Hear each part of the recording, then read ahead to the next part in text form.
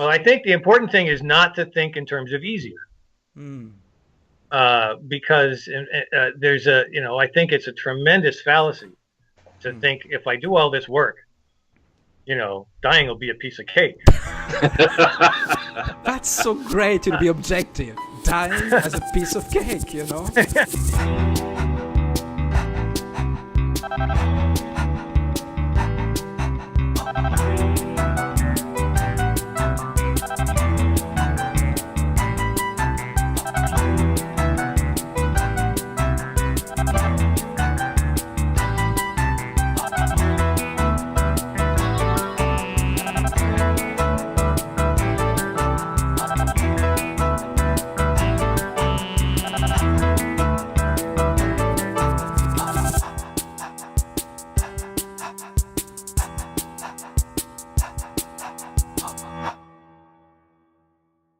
In this episode, we have Steve Gordon. Steve is a massage therapist and the founder of the Hand to Heart Project. This is a non-profit program that provides free in-home massage and compassionate touch to people who are living with advanced cancer or who are dying of cancer. If you would like to support the show or know more about us, sign up for our newsletter at deathhangout.com or click on the button on screen. Now, get ready for this week's episode, Compassionate Touch for the Dying. If you don't mind me telling the quick story about how Hand to Heart got started, I went to see a woman in her mid-30s who was dying of a very painful bone cancer. She was a single mom, 11 or 12-year-old daughter. And I went in to see her the day she was going to be going home in hospice, so she was going home to die. She hurt. Bone cancer hurts everywhere. And I did about 20 minutes of massage, mostly on her shoulders and some on her feet. And when I finished, she took a deep breath and said, for the first time in months, I don't hurt anywhere. Wow. And so I asked her if she could get some help like this when she went home. And she said, no, I wouldn't have any idea how to get it started or where to look for it or couldn't afford it. And that's what got me thinking I've got to do something about that. And eventually, it took a little while, but eventually it led to the Hand to Heart Project, where we can just go out to see people, no questions asked, no money involved, just we'll go see them if they're suffering with advanced cancer. I had no idea when I started massage training that I was going to be focusing on a lot of my energy anyway on people who have cancer or people who are approaching the end of life. But I did because right around the time I was starting my training, I had three people who were in my circle fairly close to me. One was a woman across the road, an elderly woman. One was a very well-known author and children's book writer, was diagnosed with cancer. And then one of my students, one of my classmates in the massage program, a woman in early 30s, her breast cancer came back right as the program was starting. She didn't live to finish the program. But I remember the first time I put my hands on her to give her a little massage, and what she said to me was, all I ask is that you not be afraid. And that was sort of a revelation for me because I realized I wasn't. I had no challenge. There was no challenge for me to have my hands on somebody who was really, really sick, and in her case, getting closer to the end of her life. Something that resonates to me when you said, when your clients or your patients said, don't be afraid, Actually, if I would be in your position, I would be very afraid, actually. There's something in me which, this relation with dying or death, which is a little bit scary to me, And so what would you be afraid of, Olivier? What would be the fear? But that's the thing to me. I'm not sure, if it's something which is a belief or an assumption or something which is a repulsion or something. And at the same time, I admire what you just said. I admire your work. You just go there and you do exactly what is needed, touching someone. And I guess what you do is something which is so needed now, You accept what it is. But in our society, it's almost like we don't want to see that. We don't want to see death anymore. And I'm just curious about, have you ever been afraid about death and dying? Have you ever been like kind of a little bit repulsed or a little bit not wanted to go there? Because it's something which takes courage, I guess, no? Well, I guess that's the part of it for me that it was a slow dawning. Is it doesn't feel like courage to me. It doesn't Okay. feel like I have to kind of prepare myself. Mm. It felt. I mean, the very first person. I think the first person I saw, the first patient at Dartmouth Hitchcock Medical Center, the major medical center right near where I live, where I did the inpatient work, was a woman who was very close to the end of her life with breast cancer. She also had, I think, 2 young children. And she was, I mean, her body was in not very good shape. And I just remember feeling I'm okay here. I mean, it's like maybe I belong here is another way to put it. This is, I spent a long time in the newspaper business, which I loved, and became less enamored of towards the end, just because it wasn't as fulfilling. And I've said many times now that it's really wonderful to be doing something you feel like you're supposed to be doing.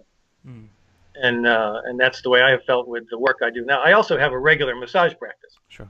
which is a nice balance. I see people who are completely healthy and using massage for general wellness, for rehabbing neck tightness or bad ergonomics, and shoulder and neck pain. Of those, yeah. There's a lot of that out there. So I love having the range that I have with that, but I wouldn't want to do just that. And to me, it's really important to be able to go out from my office or from my home and go visit people who are going through really challenging situations. And just, it's really not even about massage, although that might be the vehicle. It's really more about just being there. There was something you said though in the point Olivier picked up on. What struck me was, it was interesting how she was asking you not to be afraid. Yet she was the one with cancer, and absolutely. It just wonder. I mean, how indicative of do you think that is on how people who have got who may be diagnosed with something that's seen as terminal in a lot of cases? How often does that change for them, the people around them? So people are actually scared. They don't know how to be around them. So the fear is more. Almost every time, Keith. Almost every. I mean, at least a lot. It's really. And I'll tell you, first of all, this woman, that one particular woman, she had, she had the experience of going to a massage therapist. She lived about 45 minutes away from the school, so she went to see somebody locally for a massage. And when she walked in, the massage therapist looked at her and looked at her intake form and said, "You have cancer. I can't give you a massage. I can't touch you." Did he give a reason for that? Well, it used to be taught in massage school that you shouldn't massage people with cancer because you might spread it. And it's based on this idea that cancer cells move through the body, through the blood and the lymph. Massage increases circulation, therefore 1 + 1 = 7. Okay. And the fact is that if you're going through cancer treatment, they want you to exercise. If you're strong enough to go for a good walk or a jog or something, then they want you to do it to build up your strength. Well, that's going to circulate more than I'm going to do. It is, isn't it? Right? It's just, there's no proof. There's nothing behind it. Oncologists have debunked that, but this woman had been told that, and she was clearly afraid. This massage therapist. The other thing about that woman is that she was gay. And she had been somewhat estranged from her parents because of that. And when she was diagnosed with her cancer the first time, a couple of years before I saw her, she called home to her mother to tell her that she had cancer. And her mother said, "You've been given what God wants you to have because of your being gay. Oh, fuck. Okay. God is punishing you for being gay. God's going to kill you because you're not normal." Okay. And that's the kind of thing. So that and we all need to, you just need to know that anyone you're with might have a history, something like that. Either one of you guys, me. So anytime you're with somebody in a kind of an intimate setting, like a massage setting, or if they're just lying in their bed and I go to put my hands on them, as I said, it's not necessarily about specific massage techniques. It's just about being there. It's about being present. Compassionate presence is a really wonderful thing, and it's not just something you turn on and off with a switch. It's something you have to develop. And it's connection, isn't it? Absolutely. Yeah, it's actually establishing a connection with someone else. And I think it's in a similar way that there's things. If you look at things like counselling or life coaching or anything like that as well, there's an element of that in there as well. And sometimes it's as much that creating that space and that connection. What you're saying, the relationship, right? Yeah, yeah. The other stuff's important and it helps, but without the connection piece, I'd maybe question how effective it would actually be. I had a client yesterday. I ran into a client for Hand to Heart who I'm going to see this afternoon. It's a woman with a very, very rare cancer who she's up and about, but she's also in hospice. She knows that she's likely to see a fast decline sometime soon. And I had been to see her once, and she said she's tried to describe for me what the massage session was like for her. And she said something about it was different from other massages because of what your intention and what you were bringing. And I said, I would say it was about us. It wasn't about what I brought. It was about what we each brought. And so, I mean, I have to be willing to both give and receive what happens during a massage therapy. If it's not bidirectional, then it's the kind of altruism that I don't trust. As people get close to dying, their circles get very small usually, not all the time. Okay. But the people they want around them become very, very few. And so many times, I'm the exception. I'm the one that is, when I call and say I can come by this afternoon or tomorrow, the doors are open. And the family will leave the room while I just sit and put my hands. Sometimes I lie down next to the person. They're not even awake anymore. I just lie down on the bed next to them and put my hands on them. You said people close their circles in as they get closer. I mean, do people talk about that or what it is? Does that come up in any discussions? What drives that closing in, and how do they define who's in that final circle? That's a great question. You guys are probably familiar with Oliver Sacks. He said something like, I feel a new awareness. I no longer have time for things that are unimportant. I must focus my energies on my work and my friends. And then he said, I will no longer watch NewsHour every night. I will no longer care about developments in the Middle East or global warming. And he said, this is not disinterest. I think he said, this is not disinterest, but detachment. I still care deeply about these things, but they're no longer my problems. And I think that's a really important, I can't put it as eloquently out of my head as he did, but it's a beautiful observation about the way your sense of what's important. You're busy in this life. You're busy in this life with all these people, with all these activities. And when you get to the end of it, which we're all going to do, and if you're blessed with the opportunity to have an approach to that as opposed to get hit by a bus or drop dead of a heart attack like my father did, then you don't, if you have that approach, you have a chance to process a lot of this. And some of it has to do with who do I want around me when I'm close. I suppose the question on that leads into then is like, how are we living our lives? If at the end, if that's what's most important, why aren't we living our lives along those lines up to that point?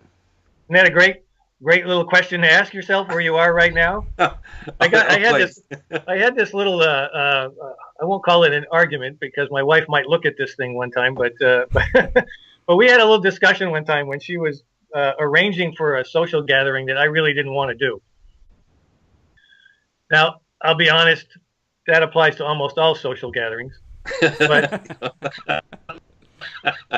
I really didn't want to do this one. And I said to her, I'm getting to the point in my life where I don't want to spend time doing things or being with people I don't want to do or be with. And it's like, how important is my time on this earth? Should I not make the most of it and get the most out of it by doing the things that are most enriching, even if that means more solitary time or choosing who I'm with and that kind of thing. I have an exercise I've led people, and I've talked to groups, and even when we've had dinner parties here, this exercise, which is a variation on one I learned at a really wonderful workshop I did called Being with Dying, was led by a Buddhist teacher named Joan Halifax. But basically, you can just picture yourself on your deathbed, and you can put this anywhere. You know, you can put it next week, you can put it next year, you can put it in 20 years, whatever. But you're lying on your deathbed. The end of your life is very close.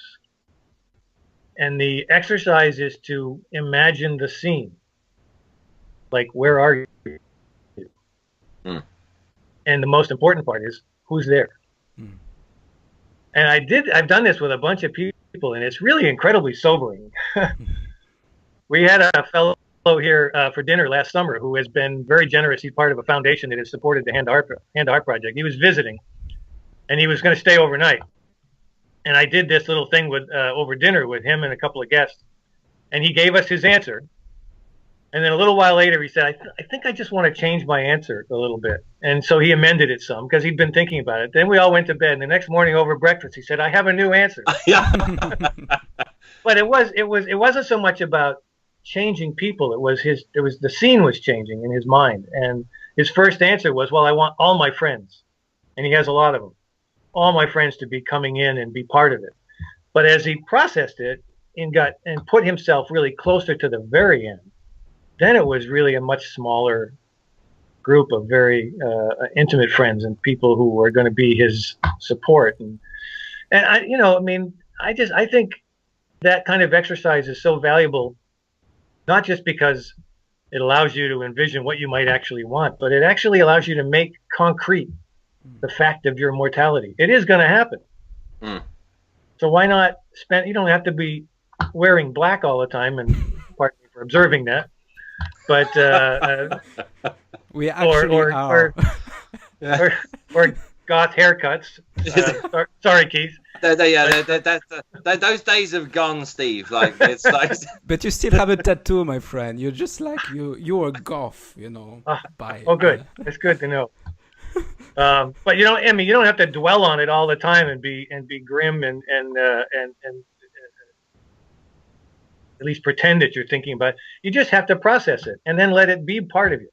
It's an awareness and an acceptance, isn't it? It's not a what's the word I'm looking for? It's not about being consumed by it. Exactly. It doesn't become a way of life. Yes, exactly. Except to the extent that it becomes something. It's like a program running in the background. It's there. It's there. You can call on it if you need to. None of this working with our mortality is going to make dying easy. It's still going to be hard when you're dying or somebody close to you is dying, but it does make it different.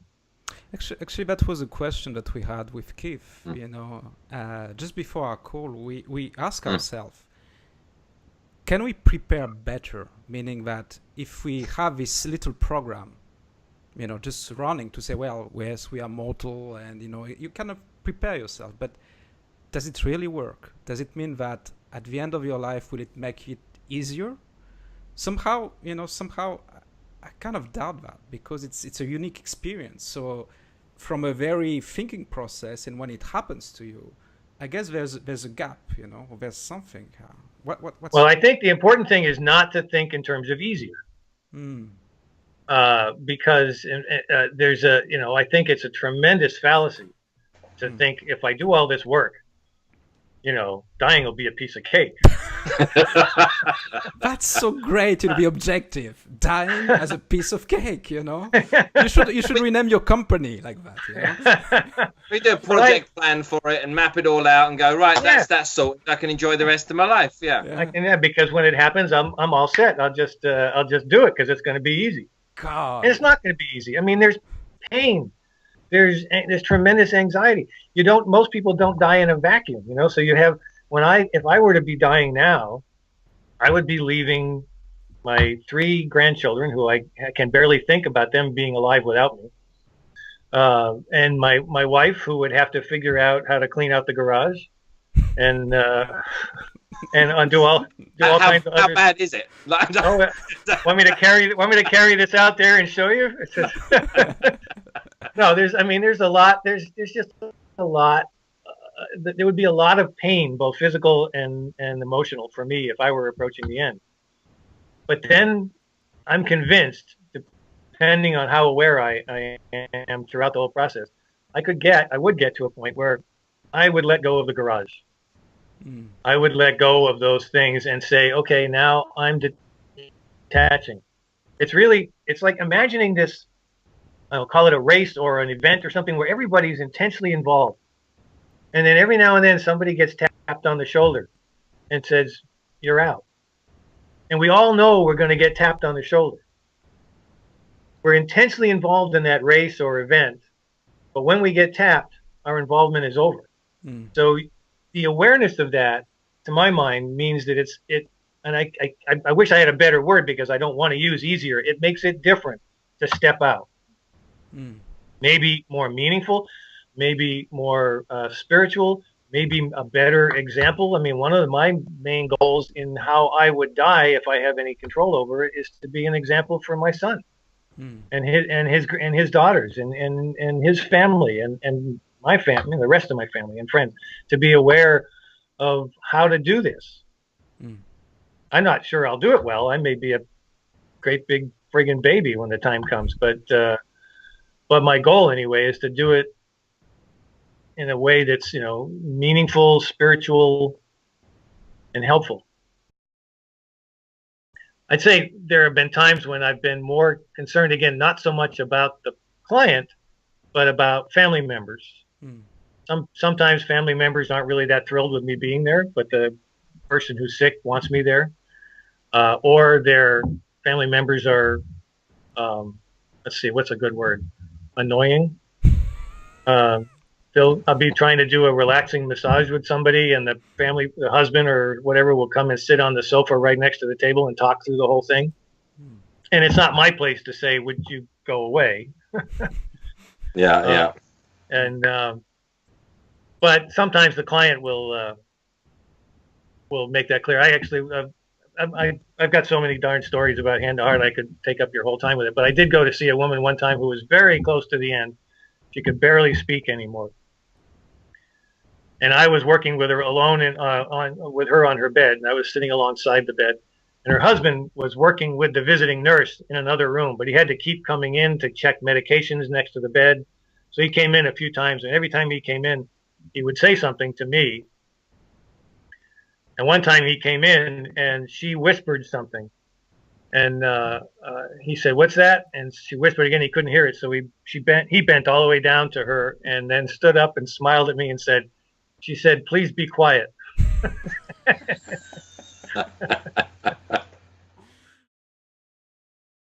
There's something about this the journey of yours. You've been in contact with so many people dying. And I'm curious about what has been the impact on you, on your personality. Have you seen yourself changing? Do you think that you're the same than like 10 years ago, or what was the learning for you, being in contact with I think what it's done is sort of,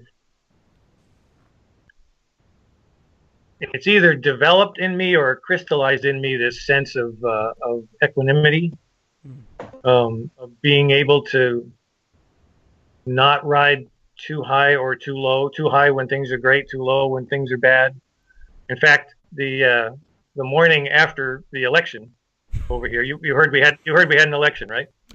No. Tell me more.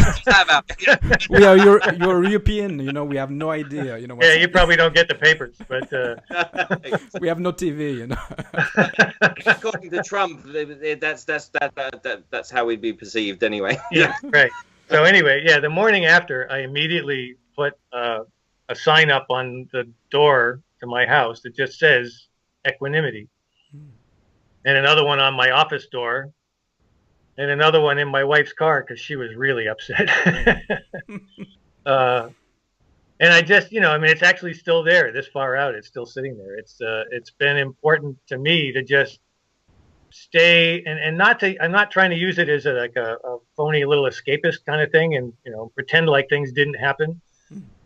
I certainly want to be watchful and aware, but to me, that being close to people who are in really difficult situations allows me to maintain a sense of equanimity about the truth of life and death, right? I mean, we're all going to go through this stuff. It just happens to be this person right now. I just think it sort of links back to what you were saying earlier. You were saying it's about when that tap on the shoulder comes in the race, and it's not about it making it easy, but it's almost is. It's like an equanimity. There's an acceptance there. There you go. That's what it is. It's an accept. You can. I was talking with a woman yesterday whose mother died recently and who had been a client of mine for quite a while. And we were talking about the end of her life. And I was giving her my perspective on her mother's last months. She was clearly not going to what people call give in, right? And I resist Irene and I wrote about this in the book a little bit, the notion of combat all the time, where you see obituaries that are always saying so-and-so died after a battle with cancer. Yeah. I resist that. On the other hand, there is a balance you can strike between resisting, it's not even that you're resisting death, it's that you're embracing life right up until you can't. And acceptance. It's that resistance of what is, isn't it? It's like it's when we start to resist what is, that's where most of the pain comes from. It doesn't stop us taking a different route on how we deal with it, but until we stop actually resisting what is and accept that, we can't deal with that in with any equanimity or any sense of calmness or right. Because it's that we go into that combat role where we're just fighting everything off. We're doing everything we can to try and somehow tell ourselves that this isn't true, this isn't real, this isn't happening. And I think that's sometimes where a lot of the pain comes from. I think that's really well said. I think that's exactly what, you're not talking just physical pain, but actually physical pain too. Yeah. There's a great deal of, and I have had the experience many times of people telling me that their physical pain was considerably less after a massage session. And I don't mean on the muscles that I worked on. I mean their whole self, that the things, they just hurt less because, I had this image when Hand to Heart started that we might actually bring about people's deaths sooner than they might have come otherwise. Not because of anything I did, like, a vigorous frontal neck massage. No, sir, that's not part of my thing. But I am talking about, bringing people to a place or helping people. I try not to make it sound like we're taking credit. Helping people to a place where you're talking about, Keith, that there's some acceptance, that it's okay. You hear all the time people saying that I told my mother it's okay.